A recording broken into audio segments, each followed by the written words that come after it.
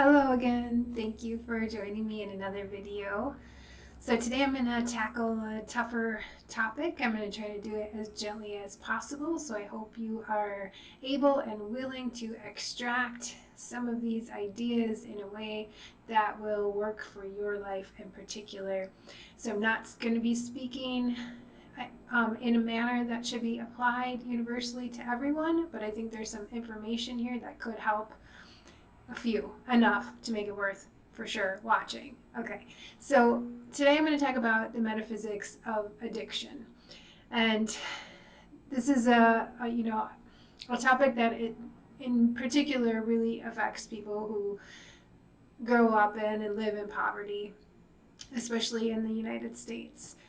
And so I think it's really relevant if you are investigating metaphysics and enlightenment and the nature of reality to understand how these things are actually applied in real life situations, especially real life situations that suck.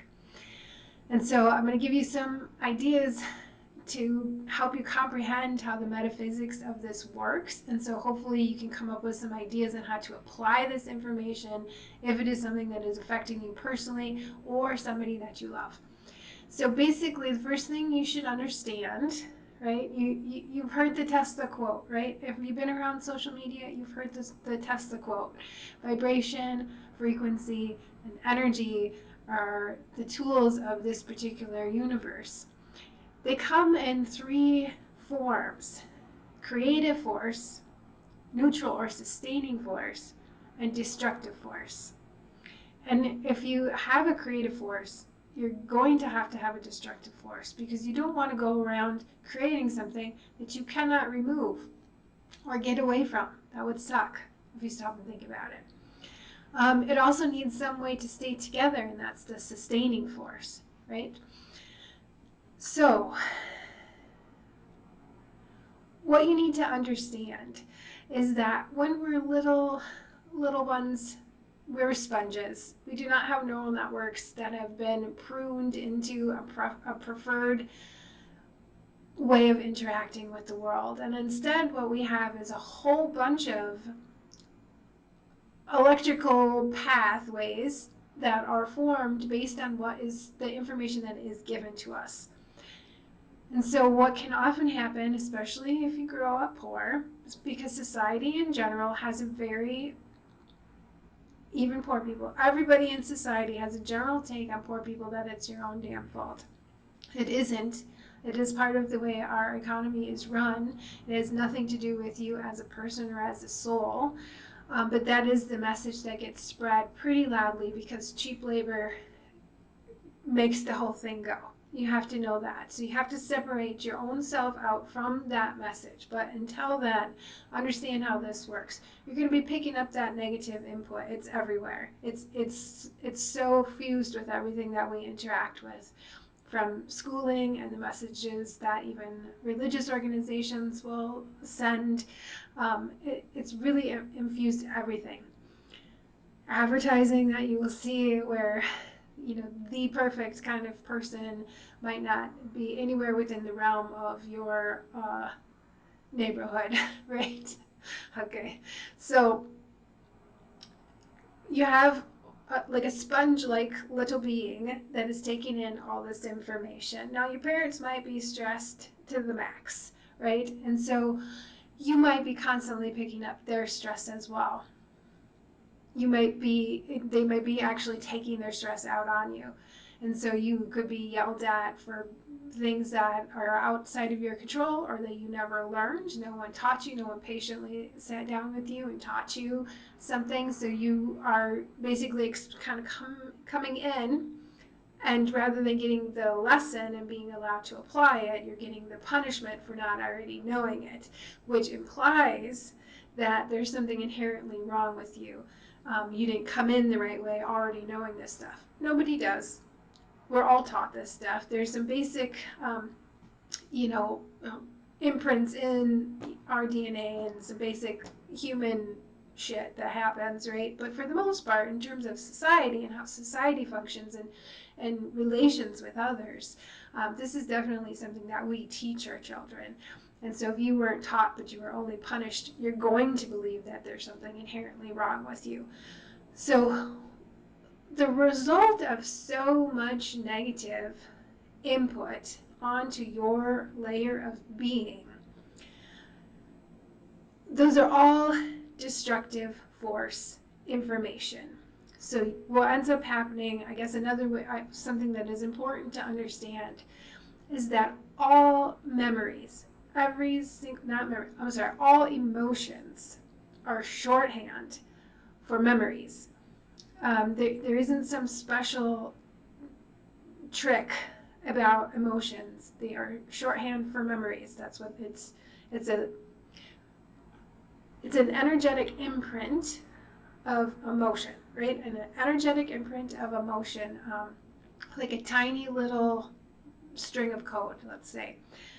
And we keep them shorthand. It doesn't require language to keep it, but they are memories. Every single emotion is a stored memory. It's important to understand that. And because we live in an environment of frequency, as we get new information in and we're accessing what is this information that we're getting in, we're going to look at our stored memories, which is emotion. And because we tend to resonate with like energies, we're going to be in tune with destructive forces most often. So what does this look like for something like addiction? If your whole energy field is full of destructive forces, two things are going to happen. By virtue of common sense, the rest of society is going to restrict your access to the sustaining forces. Once you have too much destructive force in your field, the sustaining forces start being pulled away from you. Not that it is fair, it is just a natural state, a part of how things must function. We need the sustainers of the world, right? They keep things going. It's very important. But it will suck very bad for you if you do not realize that your field is full of these destructive imprints and you have turned it on yourself. Why are they there to begin with? Well, besides having the cheap labor, which having a lower self-esteem and destructive tendencies will allow you to accept, but also, saying this as gently as possible, that destructive force can be wielded, right, by other players who, for things like war. If you have a whole massive bunch of people with a whole bunch of destructive energy in their fields, and you know how to wield that power, just to keep that in mind, that there are several larger evolutionary forces at play that could be guiding something like that. All right, what we're going to look at is the fact that it's now been turned on yourself. The destructive forces are there. You're looking out this invisible field full of negative charge, and you're also a good person. So you don't want to go out. Yes, there are people that aren't. Why would they be watching my video? Let's stay focused. Telling that to myself. Okay. So dealing with what happens, basically, the neutralizing force gets smaller because the life-sustaining forces are getting pulled away. So you have two main operating forces, the creative force and the destructive force, when it comes to addiction. And nothing in between. So it's a very, very short cycle. The destructive force is active, and then the creative force immediately gets reactivated, and they are feeding each other, and there is no middle ground for you to even breathe from.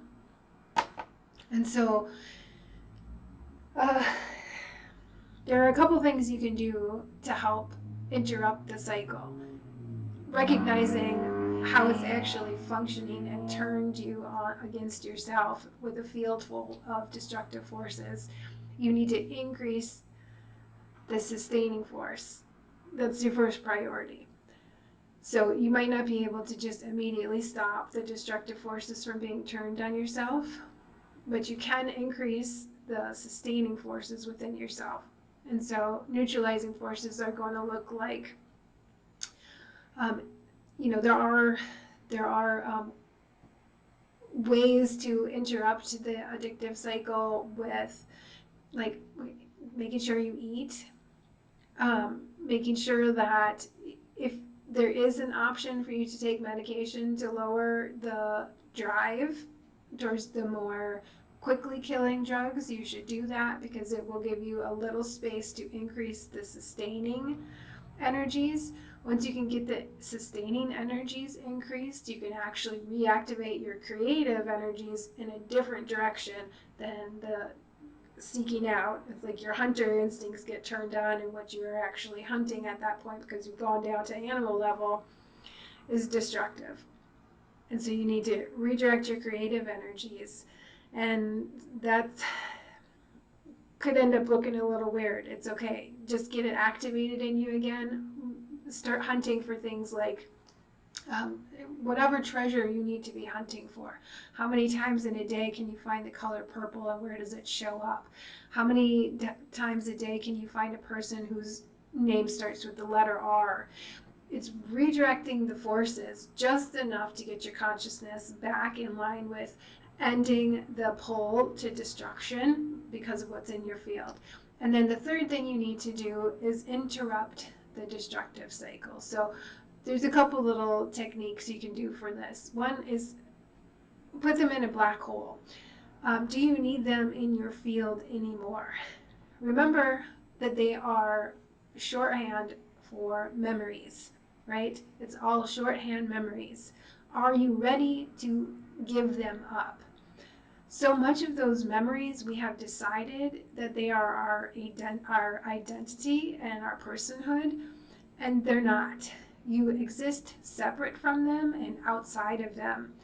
And so if you are capable, you just imagine a box, pretend it's a gift box, but inside that gift box is a black hole. And everything that you put into it will be completely eliminated from this reality and from your personhood and your being. And you might come to realize that you have grown very fond of some of those memories and some of the patterns and reflections because you believe them to be yourself. It is normal to love yourself. Those things are not yourself. Those are things that have been imprinted, little squiggly energy patterns onto your being. Put them in the box and make a conscious effort of clearing as much of that information from your field and put it in the black hole box to be dealt with by forces larger than you. It sounds woo, but it works because that's how energy actually works. It is based on frequencies and imprints. And then if you're up for it, another thing that works is a mantra. So you're trying to reactivate the creative part of yourself. So the mantra is, I am not the body, I am not even the mind, I am the power and the force behind. And when you come up against the destructive force that has turned towards self, this is what you speak back to it. And you can actually do this with anything, because we can get addicted to video games, soda pop, potato chips, gossip. Like, there's a million things that we can get addicted to that take up our energy, our time, and our space in ways that aren't healthy and kind of suck. And so if we can just turn to the mantra, again, I'll say it one more time. I am not the body. I am not even the mind. I am the power and the force behind. And it just redirects your consciousness just enough outside of the play of the drives and motivations that are acting on the imprint. And you don't have to judge this stuff. You don't have to be pissed at the people who imprinted this stuff on you. It's there. What needs to happen is you need to deal with it. Don't waste any extra time on getting mad. That is a destructive force also, right? So we're going to pull back into the consciousness. I am not the body. I am not even the mind. I am the power and the force behind. And then that creative force has room now to move into your field and start cleaning out the shit. From that space, you pull what has been imprinted onto you, put it in the black hole box, and then start life-sustaining activities. Find good things to eat. Eat one good thing every day. Make a change where you exchange a bad thing that you're eating for a healthy thing. Get water. Before you drink your water, bless your water. This water is blessed. I align it to this blessed body. It's a simple phrase and it makes a huge difference. If you need to take medication in the meantime, don't be afraid to do that. I know a lot of people hate the whole idea of the chemical reality. No shit, right?